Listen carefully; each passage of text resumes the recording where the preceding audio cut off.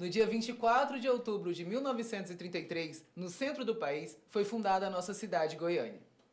Durante esses 91 anos, várias narrativas trans foram contadas, mas poucas delas foram ouvidas. No centro da cidade, às carteiras das universidades, a comunidade trans existe e resiste até os dias de hoje. Eu sou a Kira K. Eu sou Leônidas Cunha. E sejam bem-vindos ao Protocolo Trans. Vou começar me apresentando, né? Eu sou Leônidas Cunha Prado, tenho 31 anos, sou bartender. Na verdade, sou várias coisas, mas atualmente eu atuo como bartender e mixologista. E sou um dos produtores do projeto social Bartê, que foi um projeto criado em 2022, com o intuito de profissionalizar pessoas trans para o mercado de trabalho e inseri-las diretamente nas vagas. Vou começar falando um pouquinho sobre o meu processo de transição, né? Tem 3 anos que eu transicionei, vai para 3 anos e meio. Foi um processo muito abrupto, muito rápido, né? Rápido, levando em conta que levou 29 anos, mas um belo dia eu botei os meus pezinhos num terreiro e lá eu fui tratado no masculino pela primeira vez. E eu senti assim, o sangue correndo na minha veia de uma forma muito diferente, né? Era como se... Como era me sentir vivo de verdade. Então, a partir daquele momento eu saí de lá pedindo para ser tratado no masculino. E desde então eu tenho construído, né, a minha transmasculinidade, porque ela é um processo... Eu não digo que é um processo eterno, mas eu venho me moldado, porque eu tive que criar algumas referências, né, que foi uma coisa que eu senti muita falta durante o meu processo. Não porque elas não existiam, mas porque eu tinha dificuldade de acesso a essas referências. Mas eu tive a ajuda, no caso, na época da Ballroom, que foi um ponto, assim, um lugar de olhar e ver corpos iguais ao meu e conseguir refletir isso em mim de uma maneira onde eu conseguia me soltar, né? Me libertar dessas questões.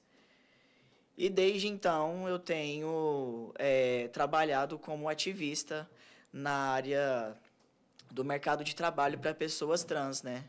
Faço aí um trabalho com o Bartê que virou muito além de ensinar coquetelaria para as pessoas. Hoje em dia, o Bartê, ele me resgatou, como também resgatou várias outras pessoas ao longo desse processo. Foi um projeto que eu tive que colocar ele em stand-by, né, infelizmente, por falta de patrocínio, de apoio, porque fiz ele lá no começo sozinho.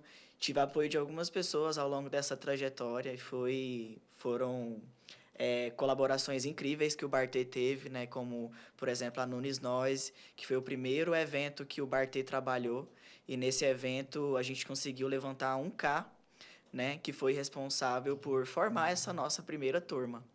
Então, foi uma trajetória muito bonita do Bartê, mas também eu tive algumas fichas caindo, né, sobre alguns dilemas que eu enfrentaria ao decorrer desse processo. Então, o Bartê tem uma importância assim, fundamental no meu processo de transição também, porque me fez conviver mais com pessoas né? Me fez criar um senso de responsabilidade também sobre lugares que eu estava alcançando e que eu queria que os meus alcançassem. Então, foi uma história bem bonita, assim. Eu acho que você também tem muito para falar sobre, que escreveu essa trajetória junto comigo. Mas, voltando agora um pouco para o meu processo de transição, eu tive muita dificuldade, e ainda tenho, com a questão... eu fui socializado 29 anos como uma mulher. E é muito fácil, às vezes, me perder nessa linha tênue, né? Sobre o que é a masculinidade, então. Para que eu possa me reafirmar como homem na sociedade e para que eu faça isso sem ter que parecer um cara que seja um babaca, né? Vamos dizer assim. É porque a sociedade ela tem uma perspectiva binária de gênero que leva a certas coisas repetitivas, né? O Exato. homem tem que ser escroto, o homem tem que ser tóxico, né? O homem tem que chegar, o homem tem que... Várias questões, assim, da masculinidade, que são questões que sempre me pegaram, mesmo quando eu era uma mulher cis, e que agora elas me pegam mais ainda, né? Porque eu sei como aquilo atinge um corpo. Então, assim, hoje eu faço tratamento hormonal, que é outra coisa que eu não imaginava, mas que, assim, mexe muito com a gente, até com a forma como a gente pensa, às vezes. Mas tudo tem sido muito valioso para mim, né? Nesse escrever quem o Leônidas eu percebo que eu criei muito um personagem ao longo da minha transição, principalmente para eu poder bancar o Bartê, né? Que é um projeto de pessoas trans para pessoas trans, onde eu já bati de frente por diversas vezes com muitos bares, sobre a tratativa desses bares em cima desses corpos, né? Sobre qual que é realmente o comprometimento desses lugares com essas pessoas, seja como cliente, seja como funcionário. Então, isso acabou tendo um custo, né, para mim, dentro da minha própria transição. E todo esse custo, eu acho que eu consigo resumir ele no lugar da pressão que existe. A gente tem que ser, não é 2 ou 3 vezes melhor, né? A gente tem que ser 10 vezes melhor às vezes. E o tempo todo ter que ficar se reafirmando para que a nossa história não seja apagada. E dentro dessa história eu acabei me tornando um pouco só o Leon da coquetelaria, né? O Leon bartender, o Papi Leon, né? Do Bartê. E eu mesmo fui esquecendo um pouco de quem eu era. Que eu sou o Leão também que escreve poemas, que eu sou o Leão também que já trabalhou por anos com resgate de bicho, auxiliar veterinário, que eu sou o Leão que gosta de insetos, sabe? Que eu tenho múltiplas facetas que eu gostaria de viver e de compartilhar elas e que por essa pressão de sobrevivência me colocou para deixar elas num lugar ali seguro, onde eu tivesse que ser o leão que está ali trabalhando, atuando. Então, esse ano eu estou na perspectiva diferente, né? Eu coloquei o Bartê para descansar e estou descansando também, olhando para essa perspectiva. Eu comecei a sair mais, a me divertir mais, né? Porque eu pensei qual referência que eu quero realmente passar. E eu não quero a referência de que nós, pessoas trans, temos que se matar de trabalhar o tempo inteiro, né? E viver só sobrevivendo. A gente também tem o direito de viver, de curtir, de sair, de dançar, de estar com os amigos, de se divertir. Então, eu acho que eu estou vivendo um pouco eu estou nesse momento da minha vida agora. E é muito importante ter essa percepção justamente por conta de entender o que eu quero passar, né? E eu acho que é um pouco sobre isso, assim. A gente tem que lutar pelas nossas coisas, a gente tem que trabalhar, ter a nossa independência desse sistema, né? É muito do que eu faço agora com a minha banquinha de rua, é sobre independência, porque eu cansei de alimentar um sistema ali onde eu era muito legal, mas eu acabava me sentindo explorado, de certas maneiras. Porque eu via as coisas que eu criava, eu via as coisas que eu acreditava, receber um preço, né? Ter um valor ali, e eu nunca cheguei perto de receber o que isso gerava de lucro. Então, hoje a banquinha é meu grito de independência, assim. E por mais dificuldade que exista nesse processo da banquinha, é o que mais vale a pena para mim hoje em dia, né? Eu brinco assim que foi um ato de rebeldia, mas que vale muito a pena. E eu consigo ainda atuar ajudando outras pessoas a ter, né? Que trampa na banca às vezes, consigo colocar a banca em outros lugares com outras pessoas ter. Ensino as pessoas já na banca. E as pessoas chegam na banquinha e eu já ensino elas a trabalhar, né? Já passo ali no meio da rua mesmo. Como eu brinco, o que eu ensino é coquetelaria de rua, né? Que é um risco também que eu corro, porque, bom, meu trabalho acaba passando por um processo de higienização. Toda vez que eu trabalhei em algum bar, né, com local fixo, e saí, os meus drinks acabaram ficando, mas passou por um processo de higienização desses drinks, porque Bom, né? A forma como ele é feito, eu trabalho muito na linha... Os meus drinks, eu tenho muita crença de que são drinks com axé, né? Por toda a crença que eu carrego, por tudo que eu construo dentro desses drinks, o estudo que eu faço para basear os meus drinks. Então, quando a gente fala sobre apagamento, né? A gente é criticado duramente, mas, seria muito importante contar uma história como essa, né? O caipiranha, por exemplo, foi um drink criado ali sobre uma perspectiva do paladar das pessoas que frequentam a Rua 8. E eu, atualmente, não consigo vender o drink que eu criei. Inclusive, caipiranha, um drink genial, uma delícia. Mas continua, Você amigo. não dá nada pelo drink, mas prometo que é bom. É bom. Mas, assim, tem vários outros trabalhos meus, assim, que eu gostaria de atuar com eles e eu não tenho investimento, eu não tenho condição. Como, por exemplo, o Sulamita, né? O Sulamita é um drink cigano. É um drink muito especial para mim, que foi criado em homenagem à cigana que salvou a minha vida, que me fez a proposta, que virou o Bartê, né? Então, eu gostaria muito de ter oportunidades diferentes. Não que eu não sejam oferecidas oportunidades para mim. Ao longo dessa trajetória aí, desse processo de ter a banquinha na rua, passar por algumas dificuldades com a banquinha, eu tive pessoas assim que sempre acreditaram no meu propósito, no meu trabalho.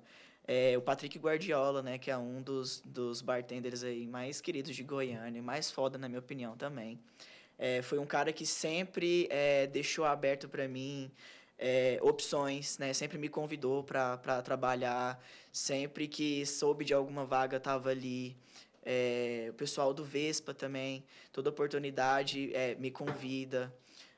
Já recebi convite do pessoal do Baile Black, que espero que em breve a gente consiga trabalhar, né, juntos. O Festival Mafuá, né? Primeiro festival no Martins Sererê com uma equipe 100% trans no bar. Então, marcamos história aí. A Hard Spirit também teve uma edição que o bar foi 100% trans, apesar de não ter fotos registrando isso, que é outro ponto também que eu ainda gostaria de entrar, né? Que é sobre os registros desse tipo de trabalho. Eu acho que as pessoas precisavam começar a ter dimensão do quão histórico é quando essas coisas acontecem e se importarem em registrar isso, né? Enfim, são várias questões que estão atreladas ao meu processo de transição. Então, eu tive que colocar... Em resumo, eu tive que colocar o Bartê um pouco de lado para eu conseguir olhar e entender quem o Leônidas é, apesar do Bartê, sem o Bartê, para que eu consiga ter energia, para que eu consiga organizar a minha cabeça, porque eu também sou uma pessoa trans, eu também vivo num estado de vulnerabilidade, né? Recentemente, eu passei por um episódio bem terrível, assim. Tomei medidas cabíveis, mas são atravessamentos, assim, que a gente passa que parece que é quase diário, né? E eu ainda sou um corpo de um boy trans branco, né? A vivência que eu tenho com as pessoas ao meu redor, né? Me mostram que o buraco ele ainda está muito mais embaixo. E a gente tá tendo discussões básicas até hoje, né? Como eu falo, a gente está tentando sobreviver. Então, há muito trabalho a ser feito. E eu tô com sangue no olho para estar executando. Mas vamos ouvir agora um pouquinho da sua história também. Vamos lá, né? Eu sou a Akira, né? Igual eu falei, me chamo Akira. Eu tenho 25 anos de idade, eu sou uma travesti não binária negra. Né? Isso desde 2015, onde começa a minha transição. Eu, no meu ensino médio, depois de ter saído de dentro de uma igreja evangélica extremamente conservadora, entendendo quem eu era, conseguindo perceber, na verdade, a partir de outras perspectivas, para além da visão que eu tinha, né? Aquela visão encaixotada que eu carregava. E isso não falando mal de nenhuma religião, saca? Não é tirando a religião alheia, né? O que eu falo é que eu, Akira, precisei sair desse ambiente, precisei sair desse lugar para conseguir enxergar a grandiosidade que tinha dentro daquele corpinho ali, naquela época, né? Porque, assim, eu sou uma pessoa negra que foi adotada ainda criança por uma família totalmente branca, né? Então, existe esse recorte social na minha vida, né? que eu cresci em uma realidade que nem todas as pessoas negras conseguiram crescer. Sabe, eu cresci estudando em colégios conveniados, eu cresci frequentando espaços de renome, sabe? Espaços que são espaços que pessoas marginalizadas não estariam, sabe? E aos 15 anos de idade, dentro do meu ensino médio, durante o meu ensino médio, eu fui conhecendo, né? E aí esse é o momento que a gente fala sobre referências, né? Sim. Eu conheci pessoas que se pareciam comigo, mas que eu ainda não estava ali. Eu não entendia que aquilo era parecido comigo, aquilo me encantava, aquilo me deixava de olho, assim, eu ficava apaixonada naquela situação, né? Ver travestis na rua, ver homens trans na rua, sabe? Entender o que era uma travesti, porque até então, na minha cabeça, né, eu era um viadinho, uma pessoa, um garoto homossexual que ia pro inferno, porque era isso que eu tinha aprendido, e que eu não me entendia com o meu próprio corpo. Eu não me entendia com a minha própria realidade. Eu não entendia por que as pessoas me tratavam da forma que elas me tratavam, sendo que na minha cabeça eu era uma forma totalmente diferente. Eu era uma pessoa totalmente diferente do que eu era, sabe? Então, quando em 2015, né, que eu tinha 15 anos de idade, eu sou uma garotinha de 2000. É millennial. Eu sou millennial. Justo. Eu entendi a minha identidade enquanto Akira, né? Em 2015 eu observei que o que estava me fazendo mal, o que me deixava para baixo, o que me carregava para dentro daquela depressão profunda que eu estava na época, era que eu não era eu. Era que eu não era a minha verdade. E no momento que eu descobri a minha verdade, eu entendi que minha verdade não é nada e que ela ainda tinha que ser muito construída. Porque no momento que eu percebi isso, no momento que eu me entendi enquanto uma pessoa transgênero, uma pessoa divergente de gênero, a primeira coisa que eu fiz foi ir atrás de outras pessoas que se pareciam comigo. Independente do que aquilo causaria na minha vida, sabe? Eu fui atrás. Então, é um momento da minha vida que se quebra aquela realidade privilegiada que eu tinha. Porque eu fui deixada de lado pela minha família nuclear e construí a minha própria família, né? Então eu fui atrás de pessoas que se pareciam comigo, atrás de pessoas que entenderiam as coisas que eu estava passando. Nesse momento foi um momento que eu me tornei uma pessoa marginalizada, eu posso falar isso seriamente, né? Porque desde então eu estou nessa posição. Mas também foi um momento que eu me tornei uma pessoa muito mais feliz por entender essas pequenas questões. E aí aqui volta para aquilo que você estava falando, né? A sociedade ela é cruel com o novo. A sociedade ela é cruel com o que ela não entende, né? E naquele momento eu era muito nova, eu era uma adolescente de pouca idade. E passar por todo esse processo, enquanto eu passava pela minha adolescência, eu acho que foi o que me fez ser tão forte como eu me considero agora. Eu me considero uma travesti muito forte, porque eu faço meu corre, eu vou atrás de tudo que eu preciso fazer, e pessoas trans tendem a ser pessoas muito fortes. Sim. Uma coisa que a sociedade não fala, né, porque a gente sempre tem essa narrativa mais entristecida. De que a gente é tadinho. Ai, tadinho deles, exatamente. Pessoas trans tendem a ser pessoas mais fortes porque a gente vive numa sociedade que testa a gente o tempo todo. A gente é testado o dia inteiro. Na portaria de um prédio, dentro do ônibus, em vários lugares, né?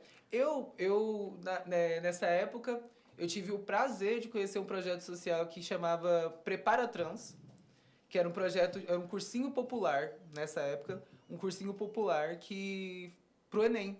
A gente estudava pro Enem. E dentro do Prepara Trans, eu conheci minhas primeiras amigas trans. As primeiras pessoas trans que eu conheci foi ali, praticamente, né? Eu tinha visto pessoas trans na rua enquanto eu me identificava enquanto um garoto gay. Mas eu me identifiquei enquanto a Akira por ter visto essas pessoas.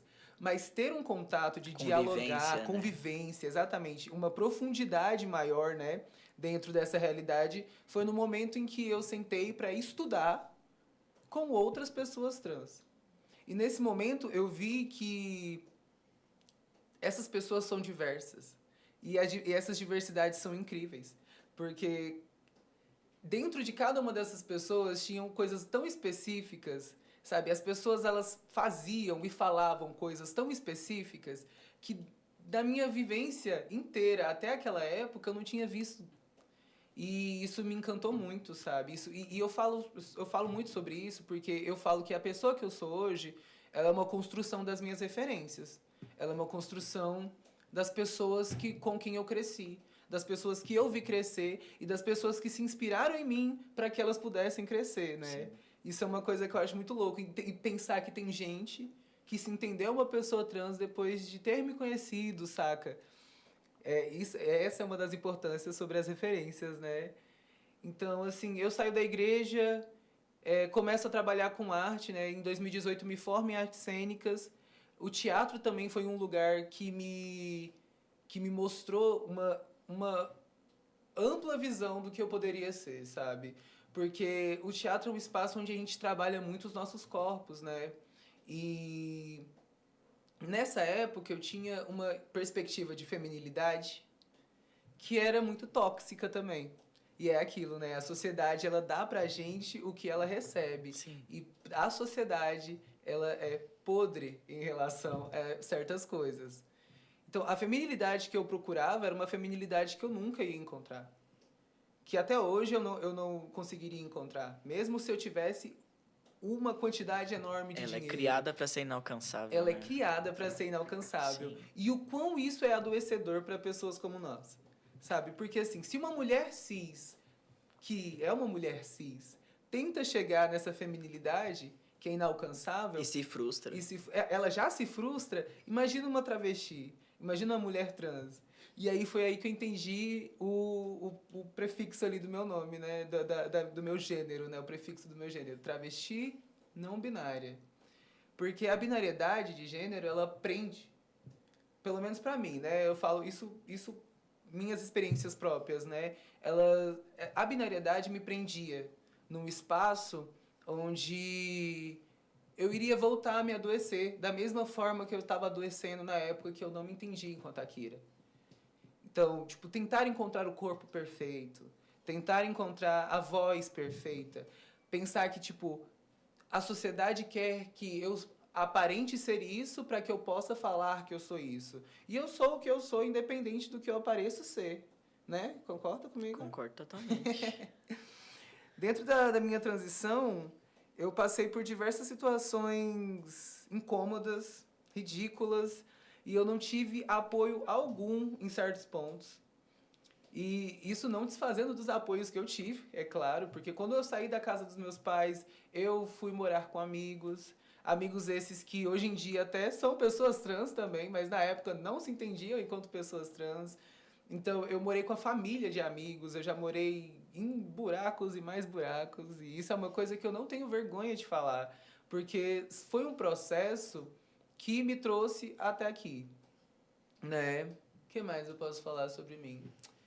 É isso. Eu cresci, comecei a trabalhar com as coisas que eu tinha para trabalhar, né? Então, eu trabalhei muito com artes cênicas, né? Dei aula em algumas escolas, fui retirada dessas escolas por transfobia, sabe? Eu dava aula para crianças pequenas e, tipo, os pais das crianças ficavam em choque com a minha existência. E aí eu sempre era demitida de uma escola atrás da outra. E passou essa fase, né? Trabalhei com espetáculos,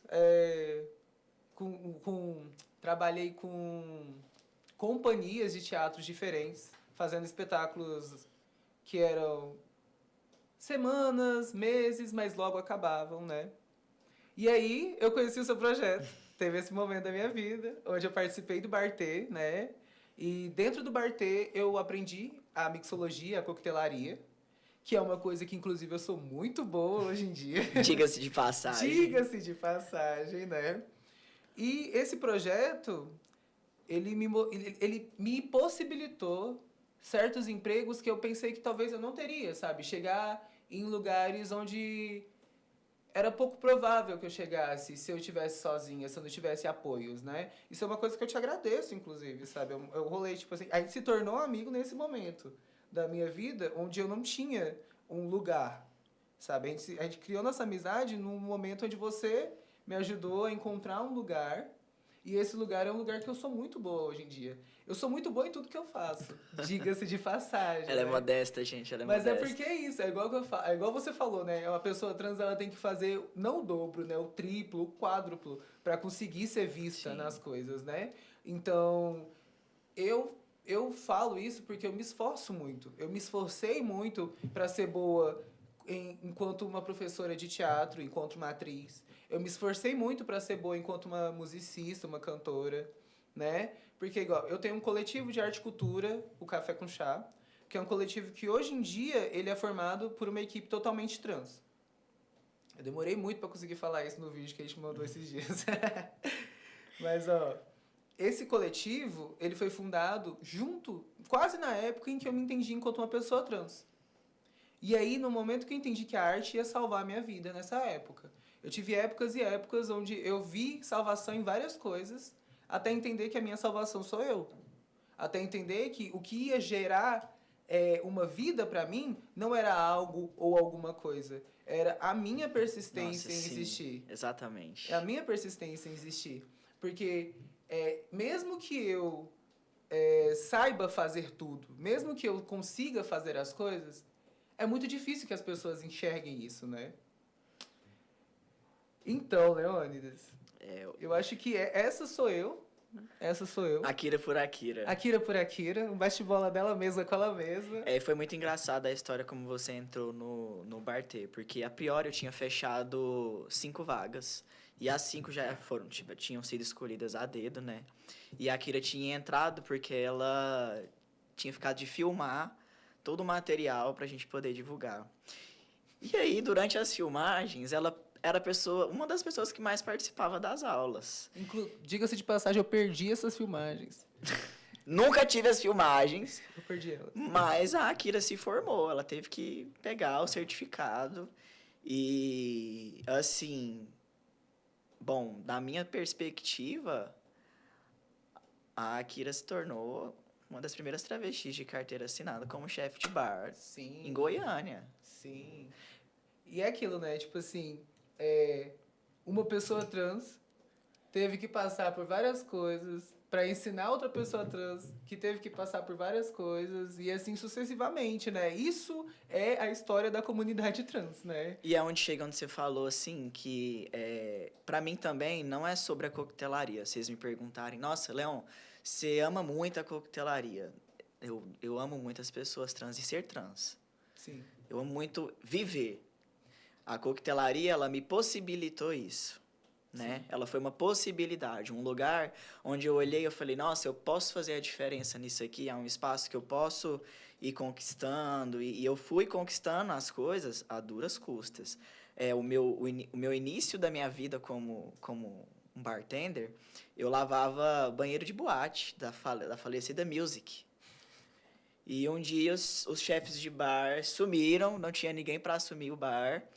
E a gerente de lá era uma amiga minha, Nai, obrigado pela oportunidade. Olha onde eu cheguei. E aí ela foi lá e me chamou para ficar lá no bar. E eu peguei o celular, abri o Google assim e fui na intuição ali, ó. E aquele foi o meu início. Depois daquilo, sempre que eu tinha oportunidade, eu falava, não, eu sei trabalhar com coquetelaria. Trabalhei de várias outras coisas, como atendente, serviços gerais, pieiro, fui pieiro do Mocó, que era um bar LGBT de Goiânia também, fui pieiro lá por muito tempo. Quando eu finalmente falei, não, eu quero mexer com drink, eu quero brincar disso aqui. E aí eu trabalhava de chefe de bar no Dom Rafa, da T3, e era gerente ali na Rua 8. Então, foi um momento assim que eu precisava dar uma virada na minha vida. E eu comecei a estudar, a ler material, a procurar vários cursos. E fui, né, no autodidata mesmo, assim, aprendendo as coisas. Porque eu sabia que dessa vez não ia colar, eu só ir lá e falar que não, eu dou conta, eu tinha que mostrar um diferencial. E aí eu comecei, depois desse momento, eu criei os primeiros drinks, né? Que foi o Sulamita, Fogo e Paixão, que era um outro drink meu, assim, incrível. E o Caipiranha, que veio nessa mesma época. O Sulamita ainda nem era o Sulamita, ele passou por toda uma construção e virou Sulamita na época que eu trabalhei no Liberté. É. Então, o Sulamita é um drink cigano, né? Diga-se de passagem que eu era sua barback no Liberté. Exatamente. A Kirinha ali, a gente era a dupla maligna. A drupa maligna. A drupa. Então, eu falo muito, eu brinco muito que eu me forjei, né? E dentro desse espaço, eu passei por diversas situações. Quando eu era gerente do Furna, por exemplo, era dia 23 de dezembro de 2023. Eu tinha um ano de transição. Era véspera de Natal, eu estava trabalhando num evento que teve de madrugada e eu fui agredido pela segunda vez durante meu expediente de trabalho, né? Essa segunda agressão foi o momento em que eu tive um surto. Assim, foi horrível, né? Eu acabei partindo para vias de fato com a pessoa que me agrediu. Não façam isso, Não crianças. façam isso. E a partir desse momento, eu criei uma consciência de que, não, eu preciso me impor. Fui lá, processei a pessoa, né, por agressão e por transfobia. Fui na Delegacia de Crimes de Raça e Gênero, conheci o delegado Joaquim. E, pela primeira vez, eu me senti ouvido, né? Eu senti que meu problema também era problema dos outros. E teve uma condenação dentro desse meu caso. E aí eu comecei a perceber que, nossa, eu não tô jogado. Minha vida tem valor, eu sou uma pessoa com valor e me deu mais vontade de mostrar isso para as pessoas iguais a mim, né? Então, eu acho que parte do intuito de criar o protocolo trans é sobre criar referências, que foi uma coisa que eu senti falta no meu processo de transição. Mais uma vez reiterando, não porque não existiam, mas porque eu não sabia onde elas estavam. Uma questão que você falou, Leão, também, que é muito interessante a gente trazer aqui, né, sobre o protocolo trans, é que, de certa forma, durante muito tempo, nós fomos obrigados a sermos autodidatas. Sim. Né? A gente teve que aprender a fazer às duras custas, né? Sim. Então, ter um espaço, que é esse espaço que a gente está tentando criar, né, que é o protocolo trans, ter um espaço onde a gente consegue direcionar as pessoas que estão ouvindo ou assistindo a gente, de alguma forma, é um espaço muito importante. Pelo menos para mim é. Para mim também. Então, assim, eu entendo que se eu tivesse a oportunidade de escutar uma pessoa trans mais velha do que eu antes, eu teria pelo menos passado por menos barras do que eu passei. Se poupado de muita situação. Me poupado um pouco mais, exatamente. Sim.